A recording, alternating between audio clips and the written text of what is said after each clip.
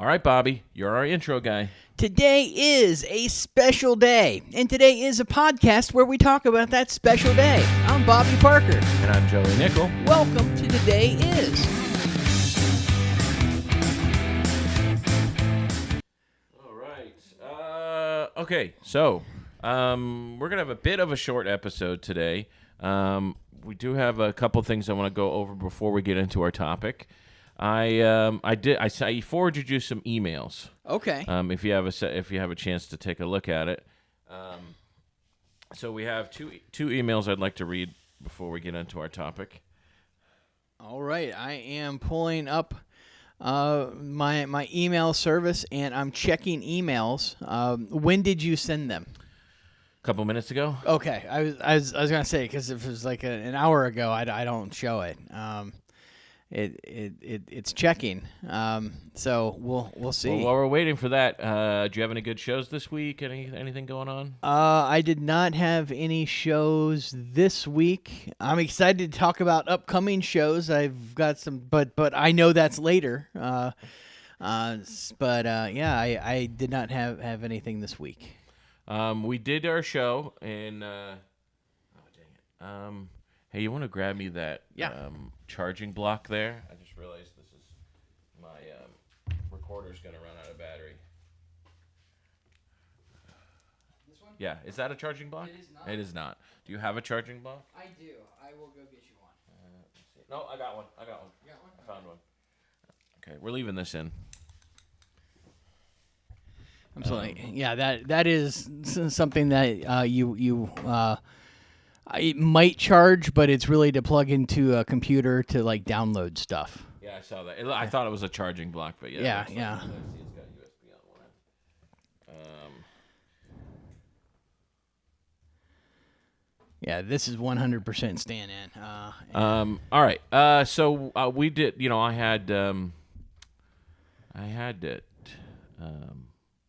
Shantytown. We had Shantytown on Monday. It was a holiday, and we had you know what's funny is we had a low amount of comics come on Monday, but a big crowd. We had a decent crowd. Okay. But not very many comics showed up. In fact, we ended the show. The show ended by 10. So I wanted to come, but we were hosting people here, so it was a big family thing for us, and it's weird because I didn't want to be like, hey everyone, I just spent all day on the grill and the kids are playing, we're playing in the pool, now I'm going to run out and do a show, mostly because I was very tired. Yeah, I assume that's how it was for most comics on Monday. I assume most comics don't have families. Yeah, well. Well, we had I think we had maybe 10 comics show up, so it was a good show. It just actually was great because we ended a little earlier than we usually do. Yeah. Which was good, but we had a good audience there. So, but I believe next week, next week will be Steak Sandwich Day. So should be a good turnout on Monday for that one. But it was still a good show. I ended up doing like 30 minutes. Oh, nice. Just all together. Like I probably did 15 at the beginning, 15 at the end. I worked out a few things that I was working on at the time. I really got to start recording that show. I need to just set up a camera and record the whole show, and just because some of the stuff I don't know. It's just one of those things where it's one of my only places that I can just train a thought. I can just say whatever. I'm very grateful to have a venue that I'm comfortable and can just continue to sit on stage and say and just work out a joke and work out material. Right. Yeah. And the crowd there is pretty forgiving about it. Mm-hmm. Yeah, they're consistently a good crowd. Have you ever seen? So, you've obviously worked a weekend at the Comedy Zone, open for somebody who was higher up on the totem pole, who has a crowd, who has an audience. Yes. You ever notice you ever see the Saturday Late Show audience? Historically, the Friday Late Show's the rough one. Right. Although I think that's changed, in my opinion. I think that there's, I don't think the Friday Late Show's as bad as it used to be. Right. Friday Late Show used to be terrible. Also, I don't know why, but there was always like, and it still might be this way at the Comedy Zone. They're at different times. So like, Yes. sometimes the Friday shows at like 7:15 and 9:30, and then the Saturday shows at 7 and 9:15. Yeah. Like for some reason they do the Friday show later than the Saturday show. It makes no sense. There's zero consistency with it. yeah. It just bothers me. But that's like an industry standard to do that. Like Is like it? other comedy clubs do that too, where Okay. the Saturday show's earlier than the Friday show in general. Both shows Friday, both shows Saturday. I don't know why the Saturday show historically, or the Friday late show historically has been 10 o'clock. Yeah. Even when it's supposed to be 9:30, I think it ends up being 10 o'clock. I think they just, I don't know, just they can never seem to get people out of there in time to get the show started on time. But Saturday late show is either one of two things in my experience. In the times that I've opened for other comics there, it's either one of two things, or one of three, I guess. If the person headlining is not a draw. And so right, there- like there's not super famous. Yeah, let's say they're not. It's not necessarily. The majority of the people coming are there because they got free tickets or whatever. Let's say it's that scenario. Then the Saturday late show can be pretty rough. Yes. Because that's going to be the last one to sell. The Saturday late show. So that's going to be. It's going to. You could end up with 30 people or whatever at the Comedy Zone, which is rough for a headliner show of a room where it seats 300. Yes. Yep. So there's that possibility. Usually that doesn't happen because they can usually give out some free tickets. Right. And then we can usually boost those numbers. So there's that. Or it is a somebody who does draw, and it's a big, it could be, they're doing 5 sold out shows and they're all pretty stacked. And I forgot the third scenario. Anyway, if it's somebody who does draw, if it's somebody who sells out every show, then each show is going to be pretty much the same. Right. Because it's just going to be the same, probably a similar demographic, a similar amount of people there every time. If it's somebody like Earthquake who sells out 5 shows, they're all going to be pretty much the same. But if it's somebody who has fans but doesn't necessarily sell out every show, the Thursday show is mostly fans. Like it's going to be the 10 o'clock Thursday show or the 9:30 Thursday show. It's going to be mostly people who are actual big hardcore fans of this person and who the person on stage feels comfortable with. Yep. And so you get a lot of stuff. You'll get a different show most of the time for that Thursday late show, and it's a lot of fun. Huge example of this, pardon the pun, Big J Okerson. Big example of that. I love his Saturday late show. It's one, in my opinion, it's the best. If you're a fan of Big J Okerson, the Saturday late show is awesome because he lets loose on that one. He's comfortable. It's like it's the weekend's kind of over now, and I love. There's only a few times that I've had that feeling on stage of like, these people know me. I can say whatever I want. I can work on a joke. They'll be honest with me, but not hate me if the joke goes bad. There's the first time that ever happened to me was when I was hosting I used to run that cigar bar show, Right. the Island Girl Cigar Bar. I ran it for 2.5 years, so it got to the point where I ran out of material at some point. I'm hosting it. At one point, we were hosting it twice a month there. And so it got to the point where I knew all the people there. All the regulars knew me. I was super comfortable on stage. So I got to that kind of comfortable flow. And I feel like for the last maybe year, that's how it's been at Shantytown. Like Right. everybody knows me there. It's fun. I'm comfortable. We have regulars. I can say whatever I want and not worry about bombing. And if it does bomb, I can feel like I can get an honest reaction from the audience. Right. And that's honestly the main reason why I continue to host this show. I mean, it is fun and I like being supportive of the local scene, but it's not like I'm like, as a professional comic, it's not the greatest. That's not the goal, to be Right. hosting an open mic every Monday. Yeah. But I think even if I'll do it as long as I have time to do it. I will host Shantytown open mic for as long as I have the time to do it. So if I'm gotten big, if I'm touring and stuff, if I'm in town and I have time to do it, I'm gonna continue to host that just for that opportunity to be on a comfortable stage. Right. Now, one thing that I do know about the Saturday show is comedians don't have to be tight as far as time goes. That is true. Yes. So that That's adds a huge part of it. Yeah. Yeah, like, hey, I can take my time. I can add this in. Yeah. I can expand a little bit. I don't have to worry about Yes. the room being cleared and all that. It's like, Yeah.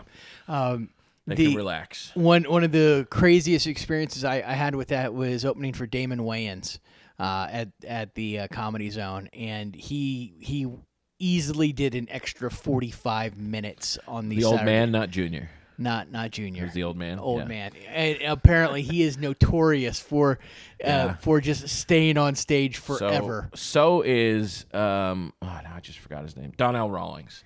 I opened for Donnell Rawlings, and I think on his last show he did 3 hours. Oh, I think he was on stage for 3 hours.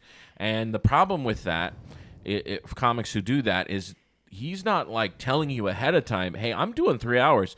You're just kind of waiting to see when you're supposed to go up, because sometimes the comic will, especially when it's a comic like that where they kind of have their own audience and they kind of do their own thing.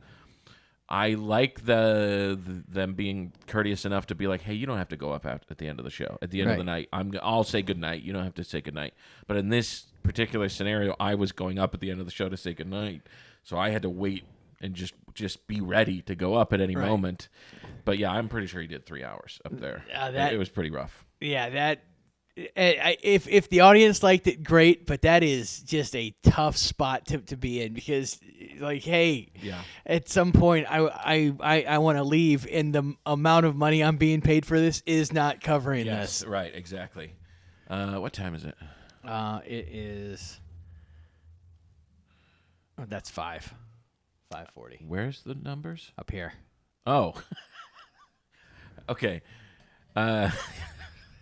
Okay, we need to wrap it up probably at 6:15. Okay. I need to be out of here. I might need 6:15. Okay. So just heads up on that. Okay. So So anyway, Shantytown, great show. Come by. It's awesome. It's a lot of fun. Yes. Yeah. It's a great show. You had me pull up some. So we have a couple emails. I want to read before we get into our topic. Did you get 2 of them? I did. That's the Minecraft one. Okay. Hey, Joey and Bobby and Daniel. Oh. He was on our Minecraft show. Another great episode.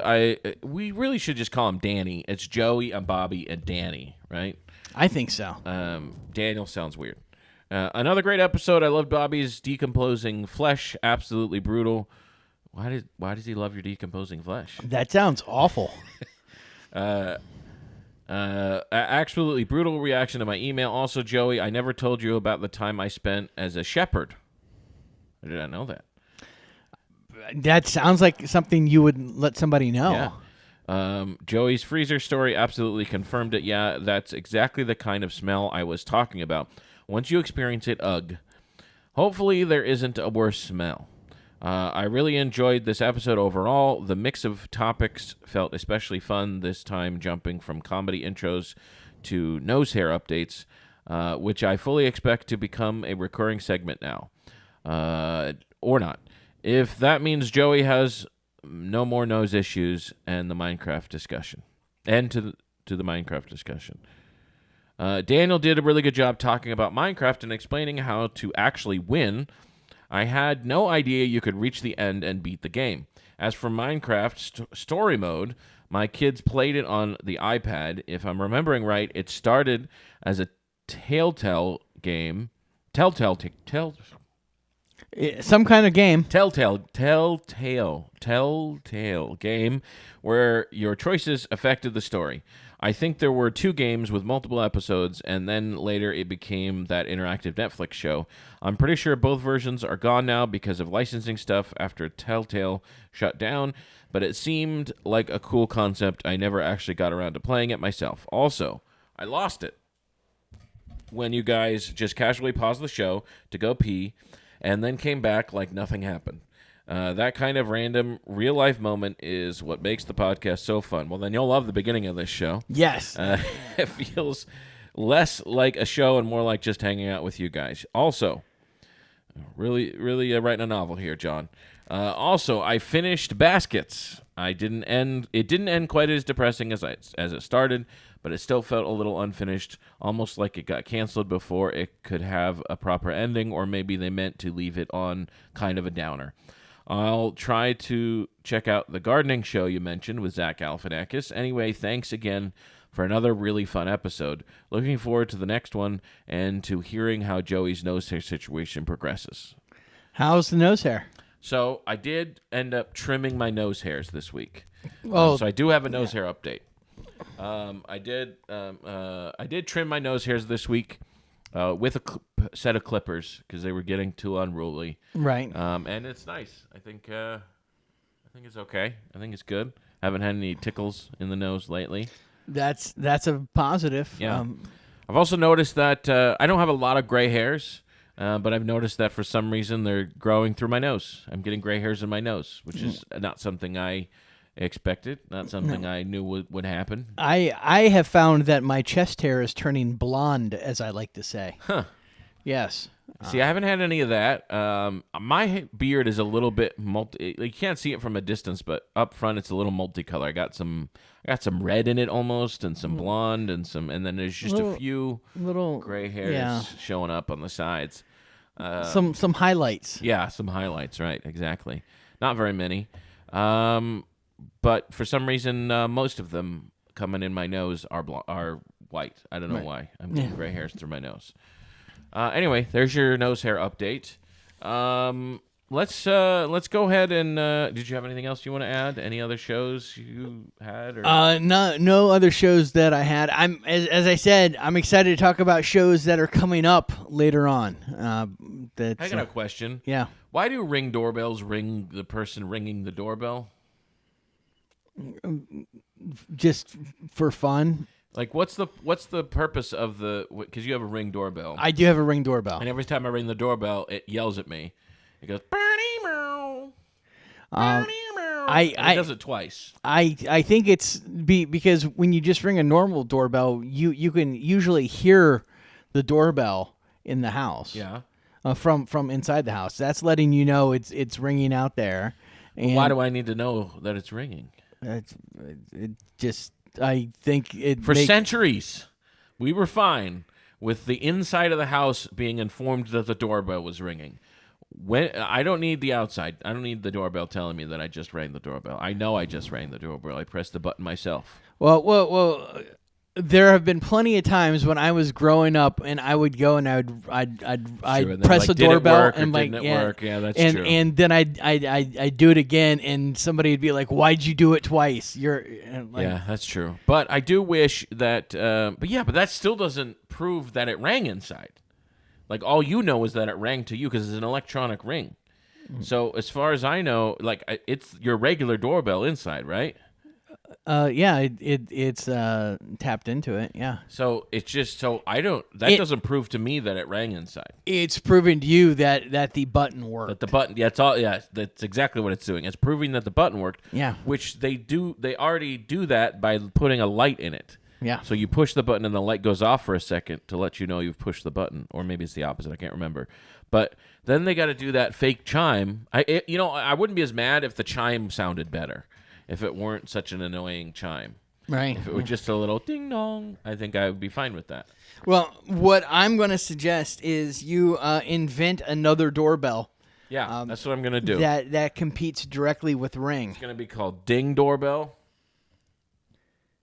Or making sure it's recording. or Ding Roar Bell. Yeah. Yes.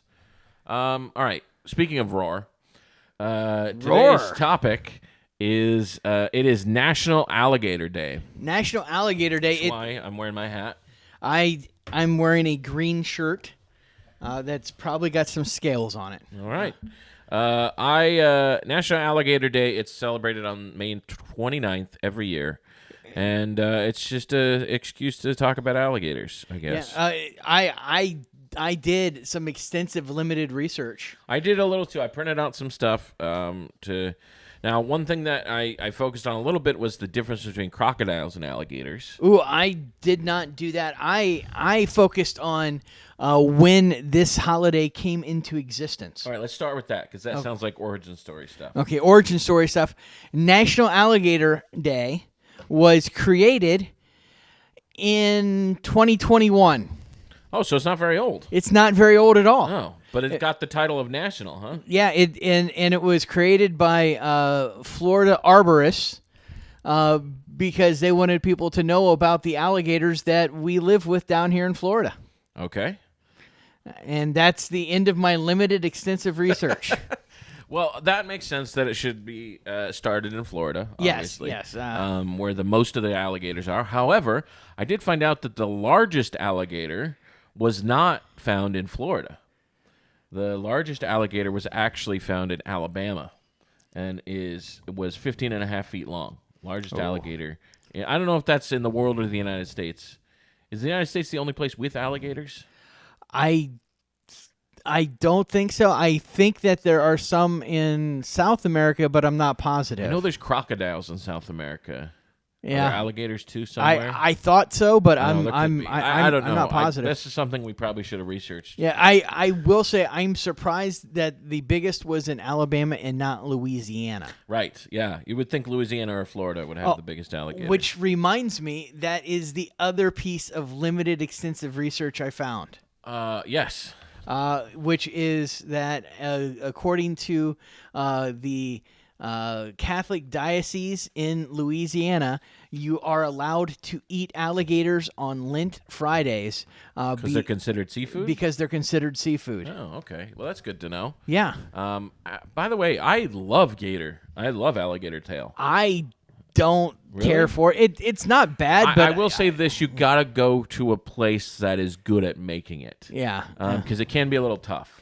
Yeah, I one of the worst things I ever had was an alligator jerky, and it was awful. So here's the other problem with alligator is if you make jerky out of it, because that's very popular in Florida.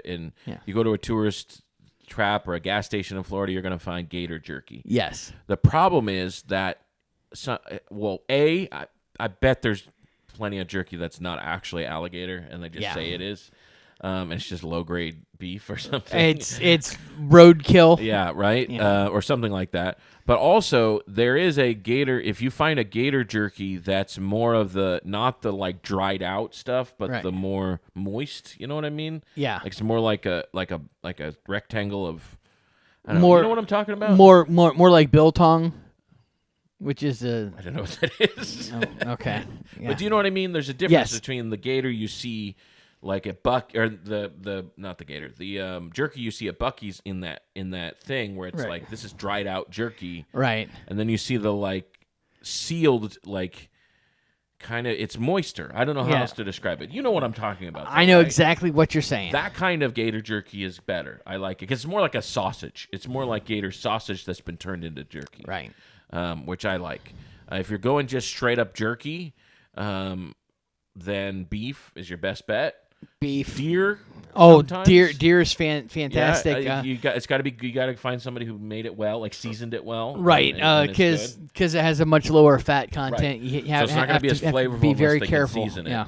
Yeah. So deer jerky's well, beef jerky's well, and that's probably the end of the best of the jerkies. Bison, I guess. Bison, too, elk, same thing. And anything in those families. Like deer and beef. Turkey jerky should be illegal. I don't mind it. I don't know. It just seems too. It's not even that bad. It just seems off every time I get it. You know what I mean? Oh yeah. Trust me. I'm not going out of my way for it. But but when it's offered to me, I'm like, oh, okay, I'll have some. You know what though? I wonder. You know that allergy that people can get from alpha gal. Is that what it's called? Yep. You're allergic to beef? Yep. Is that, that's what I was going to say? Yep. So they can still... So there's actually a guy in my congregation who has it. Oh. He developed it. Yeah, it's rough. But he can have, like, pork and chicken, and I assume alligator, right? He could probably have alligator. Yeah, it would not have the same proteins as beef. I assume he's got to be careful, though, if he gets alligator jerky, because sometimes they mix it with beef to make the jerky. So he'd have to be careful if he gets alligator jerky or any kind of sausage for that matter. Yeah. Any kind of sausage could have any, like, it may even say pork sausage, and it could have some beef byproduct in it. It depends on how and where they grind it. Yeah. That would, I would be very sad if I developed that condition. I go on my annual trip to Blue Ridge, which is where a lot of those ticks are, and I'm very worried every time I'm there. Yeah, that's you get it from a tick. Yeah. Yeah. I would be very sad if I developed that. And there's a lot of conspiracy theories going out now. Really? Yes, around that. That farmers are finding boxes of ticks in their on their land, and there's the whole big it's the Beyond Meat people that are really trying to sabotage their industry? Yeah. What did I just say? You said sabotage. Sabotage, or did I say sabotage? You did. So sabotage the meat industry. Sabotage the sabotage the meat industry. Yeah. Wow, that's pretty wild. Well, I hope I never get one of those tick bites. Bites. Tick bikes? We can't even talk today. Good thing I didn't say another word. So I do want to say, so that was the largest alligator. You know what, though? I think that alligator was in captivity. Captivity.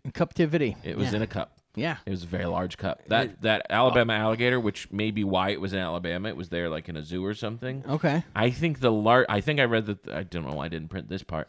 The largest captured alligator in the wild was nearly 15 feet. It was like 14 close. It was a 14.9 feet or something like that. That is a large alligator. That's very large. That's very large. Yes. Now, do you know the difference between alligators and crocodiles? Yes. What off the top of your head? Can you think of how do you, if you see two next to each other and they're about to attack you? Don't know if it would matter much, but how would you tell which one was the alligator and which one was the crocodile? The crocodile has the pointier nose. Yeah, they've got the V snout, so they've got a narrower snout. Which always looks weird to me because their bodies are usually a little bit bigger. Right. So it's like, but they have the smaller nose, which the smaller nose is always seems less intimidating to me. I don't know why. But yeah, the alligators have a more broad nose, more of a U shape than a V shape. They have much wider jaws. So do you know how I remember that? It's they've got the bigger U shape, which is like the University of Florida. Well, there you go. That's a good way to remember it. Yeah. U-shaped snout like the University of Florida. Check 1 2 check. Check. I don't know. I see them. Anyway, so the teeth are a little bit different. The only thing I know is the pointier snout. So on an alligator, when the mouth is closed, their lower teeth are hidden. That's the way their jaws lined up a little bit. But on a crocodile, the lower fourth tooth sticks out like a snaggletooth. Really? So if you see a crocodile, then count the teeth. If you have time, just, hey, wait a minute, I need to count your teeth. And I need to get to the fourth tooth to see if it sticks out. Well, and I think probably the most important difference between the two is there's nobody named Alligator Dundee. That is true. I'm going to start it. I feel like Florida and Australia have a kinship. You know, like they're very similar, right? The biggest difference would be that Australia is so big that there's so much uninhabited area in Australia, where I feel like Florida doesn't have a lot of uninhabited area anymore. Yeah, we concentrate our rednecks where they spread them out across an entire continent. I feel like we should have a kinship, and it's sad because Australia has this weird, or at least from what I've seen, what's been going on social media lately is they have this weird competition with the United States right now, and I don't know why. I don't know what's going on. Like, I keep seeing Australian influencers be like, do you know they do it this way in America? And that's weird. And then somebody will point out to them, no, you're the weird ones. Everyone in the world does it this way except Australia. It's like, this is not an example, but it'd be like, did you know that America flushes their toilets the other way? That's crazy. That's so weird. Why do they flush their toilets that way when it's like, I don't, it's like stuff like that. It's dumb stuff like that. Well, you can't trust them. They're all criminals. Yeah, that is true. They all are criminals. They're all in jail. They're all Yes, dead and yeah, in jail. Yeah. I mean that entire continent is a jail. Yeah. Alligators are freshwater. Only freshwater. They only survive in freshwater. But they do swim in saltwater on occasion. According to this chart that I printed out from an unknown source, they don't swim. Alligators do not swim in saltwater. They do, because you will hear stories about them every now and then. Like one swims out the Atlantic, out. It'll end up out in the saltwater. Right, and they usually do that to get rid of parasites. Oh, and then they swim back in. Yep, Okay, I yep. can see that. Yeah, Yeah. that makes sense. And then crocodiles are saltwater or brackish water. They have a high tolerance. Crocodiles have a high tolerance for salt, and alligators do not. Okay. So that's why they don't live in saltwater. Now, did you know that there is one place in the world where crocodiles and alligators cohabitate? Zoos. Naturally. Oh, yeah, naturally in zoos. Naturally. Anyway. Now, what do you know where that is? There's only one place in the whole world where you can find alligators native to and crocodiles native. Cuba. Incorrect. Okay, I don't know where. Florida. Florida. Florida is the only place in the world where crocodiles and alligators are native. I did not know we had crocodiles. We have here. crocodiles in the southern tip of Florida. There's saltwater crocodiles. So it makes sense it would also be Cuba. I guess, but they're not there. I don't think you can definitively say that. Well, according to this chart that I printed out from an unknown source, it is the only place where crocodiles and alligators exist together. Okay. There probably are crocodiles in Cuba. Yeah. But I wouldn't. How would the alligators get there? Why wouldn't they have already been there? It's not that far. 90 miles. Eh, That's it for an animal that doesn't like salt water. I don't think they're getting to Cuba. I don't think there's alligators in Cuba. I would say no. Oh, okay. No to alligators in Cuba. I'm putting my foot down. Well, they hate communism, so it makes sense. Yeah, that makes sense. That's one thing I definitively know about alligators is they're very capitalistic. Yes, of course. Yeah. Now the alligator is a little bit darker than a crocodile. Crocodiles are lighter. They're kind of more olive color, more tan. Okay. Whereas an alligator is a little darker, a little brown or green. So that makes sense because I think the crocodile hunter always dressed very similar to the crocodiles. That same kind of fun beige jumper that he would wear, and I assume he just wore a jumper. Yeah, I think he called them khakis. Khakis. His shorts. Okay. That's how he pronounced khakis. Okay. He would say khakis. Yeah, I get it. Like car keys. Yeah. I'm I'm gonna put on my car keys. How many teeth do you think an alligator has at a time? At a time? Yeah. Any guesses? 93. Close. 80. 80 teeth. They Oh, have okay. most alligators have a set of 80 teeth at any given time. Or that's their natural number is 80. But they can regrow teeth like shark. Like if they lose a tooth, they grow one right away. How many teeth do you think they over their lifetime will have? So on average. So they have a normal set of 80. They can regrow them. I'm going to say 720 teeth on average over a lifetime. Over a lifetime, an alligator will probably have about 720 teeth.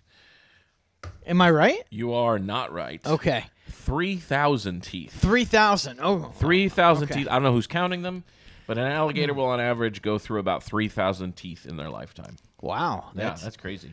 That is like me and donuts. What do you think their bite force is? Oh, their bite force is incredibly strong, but their jaws don't go. Correct. They don't have open no well. muscles for opening their mouth. Right. So if you are attacked by an alligator and their mouth is closed, then your best bet is to keep that mouth closed as long as Yes. possible. Wrap your hands around that mouth and keep it closed. Don't run away. Stay there and face that alligator. Yeah, and you just hold his mouth forever. You just hold his mouth forever. They have no muscles for opening their mouth. They only have muscles for closing their mouth. How do their mouths get open? Gravity. They just lift their heads and that let their muscles relax and the mouth opens. They just let their mouth open. Wow. Oh, okay. It's just gravity. So alligators can't survive in space. What? So 'Cause there's no gravity. right. So if we go out into space and an alligator is flying at you in space and there's no gravity, it can't really attack you. Okay, thank you. Yeah. Thanks for pointing that out. I never thought of that. I never thought. So if you're ever attacked by an alligator, just head to space. Yeah. You'll be fine.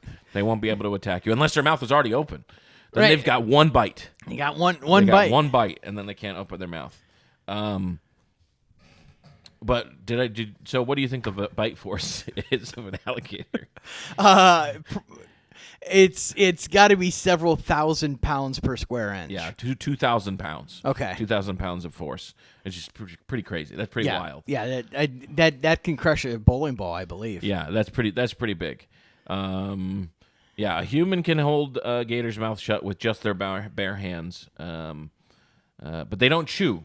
So alligators don't chew. They don't move their mouth in a way to they don't chomp and chew. They just snap you, swallow, snap you again, swallow. Snap and they shake. Yeah, they do shake and roll. They do the shake and roll to kill them. But yeah, once they kill their prey, they just lift their heads and swallow that. They usually swallow it whole for the most part. Well, they'll also kill something and then go put it like in the bottom of the water and let it rot for a day or two so it gets softer. So it gets softer so they can digest it. Yep. Did you know they have glow in the dark eyes? I did not. They have their irises will reflect existing light. So if you shine a light, you can see their eyes very well. Okay, so very much like a cat. Yeah, like a cat. Yeah. So basically predator eyes. Yeah, they have predator eyes. Yeah. Which would be very scary if you saw that in space because you wouldn't know what kind of predator would be coming at you. They also have two sets of eyelids. I don't know if they're referred to as eyelids, but they have their normal close their eyes that are on the outside, and then they have that layer that goes over their eyes when they swim.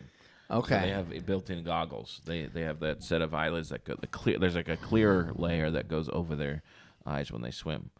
That'd be handy. Yeah, that would be nice. I wish I had that.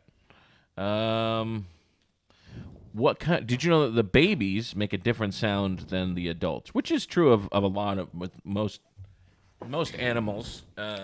Okay, so I'm going to point out just one quick thing here.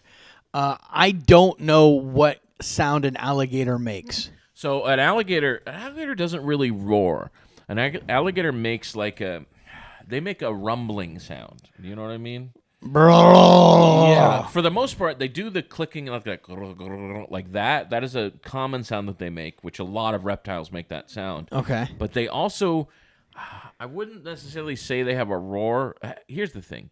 I heard somebody on TikTok one time was like, alligators don't roar. You're an idiot if you think they roar. It's like, roar is a colloquial word. Like, it sounds like a roar. I can call it a roar if you want to.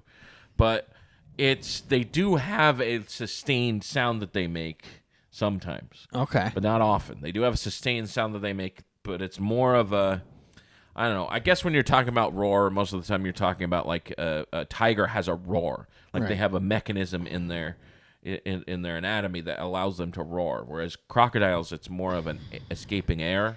You know what I mean? Okay. So they can make a sound. They do make kind of a roar sound, but it's not strictly a roar. I'm picturing a alligator making this sound. Hey. Yeah. Hey. Yeah. In my experience, alligators make this sound. Oh, we lost another football game.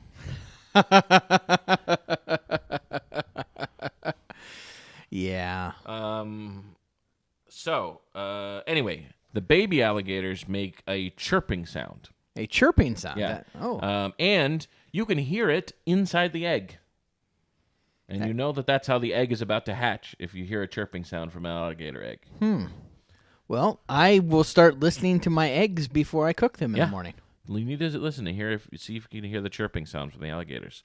Also, did you know that their gender, they have what's called a thermostatic gender? Okay. Meaning The gender of the alligator or the sex of the alligator is determined by the temperature of the nest. So if the temperatures are below 86 Fahrenheit, the egg will produce a female. If the temperature is above a 93, the egg will produce a male alligator. That makes sense because most women are cold-blooded. Yeah, that's true. My coffee's kicking in. Now, we did, now that we're about to end the episode. Yeah. Now, we as a nation have actually worked, especially in Florida, to conserve alligators because there was an issue a few years back, maybe 10, 15 years ago, maybe a little bit longer than that, where it was rough. Alligators were getting pretty scarce. People were hunting them too much. But now alligators are doing pretty well. We have a good, healthy ecosystem of alligators. I think it's important to have an alligator conservatory so that they learn music. Yeah, exactly. And it's let me see. Where does that year come from? I think we started the alligator conservationism started in, let's see. Yeah, they started in about 1967 is when they got on the endangered species list, alligators, the American alligator. So they were heavily hunted because, everybody wanted their hides and the jerky, and habitat loss too. Everybody was developing the swampy areas with the advent of air conditioning. But now, thanks to a lot of the guidelines that have been put in place, the American alligator is considered fully recovered, and they are no longer on the endangered species list. In fact, good for them. You can hunt alligators. For a while there, maybe about 20, 25 years ago, it was a lottery. Like, it was very hard to get an alligator hunting license, but now it's a lot easier to get one because their population has grown to the point where it's okay to hunt them. A friend of mine who is a rather enthusiastic hunter had an alligator license a couple years ago because he had some alligator problems near his house. By problems, I mean like a bunch of them in retention ponds and whatnot. So he got his license, and I believe that the population around his house is much lower now. I would assume. Yeah. Anyway, who was who's actually a big what's the word I'm looking for? Like a proponent or a big. Like if you really support something, enthusiast, a champion of gator farms, because there are farms. So most alligator you eat is farm raised alligator. Right. And actually, Steve Irwin was a huge fan of alligator farms. Okay. Because that meant you weren't going out to hunt them. Because so his idea was if we can continue to have alligators in a controlled area where you farm them, and that's how we get our alligator meat. That's much better than having to hunt them in the wild. Right. So he was actually a huge proponent of alligator farms in the United States, and would come and help set up some of these farms and help, help if there were issues with the alligators and stuff. He would come and do consultations and help some of these alligator farms in Florida. Well, as much as I make jokes, I like Steve Irwin, and I think he was a role model for people in general as far as dealing with nature. Great human being, great person, great representative for human to nature relations. Yep. And his children are carrying on his legacy. Yeah. And his wife also amazing, carrying on the cause. Sure. So yeah. All right. Well, that's about going to wrap it up for our alligator episode, National Alligator Day. Now, you were pretty excited to talk about some dates coming up. Yes. So tonight, I'm going to be at Burlock and Barrel. Great show. It's always a fun show. I'm thrilled about that. Tomorrow night, which is May the 30th, Saturday. May 30th. Saturday, May 30th. I'm going to be at a new place out at the beach. It is Ink Factory Brewing. Oh, yeah, I heard a little bit about this. Yeah. Who's running that show? It is River City Comedy running it. I don't know the lineup. I don't know the lineup at all. I just know I'm part of the show. All right. So I'm looking forward to it. I know River City usually puts on nice lineup. It'll be fun. I think Alex Fitzjohn Okay. is hosting, but I'm not positive. Oh, I think that's how I heard about it. Actually, I think he told me about Ink City. Anyway, that sounds like fun. New venue. Is this the first show they've had there? If it's not the first show, it's the second. All right, and that's tomorrow night, Saturday, May 30th. May 30th. Yep, and then in June, June 17th, which is a Wednesday, I'm gonna do a spot at Laughing Skull. Oh, nice. Yeah, up in Atlanta. Yep. So I'm pretty excited about that. It's their open mic night, but it's a foot in the door there, and it'll be my first time performing at that venue. So we had a family trip planned, and it just worked out. So nice. I'm kind of thrilled. All right. Well, that's where you can see Bobby. Obviously, come to Shantytown every Monday. Steak sandwich night. This coming Monday. That's going to be your best time to come. Anyway, today is National Alligator Day, so be aware of your alligators. Yeah, they're out there. Today is whatever we say it is, and you're here for it. I'm Joey Nickel. I'm Bobby Parker. See you tomorrow. Have a good one. Today is whatever they say it is, and we're here for it.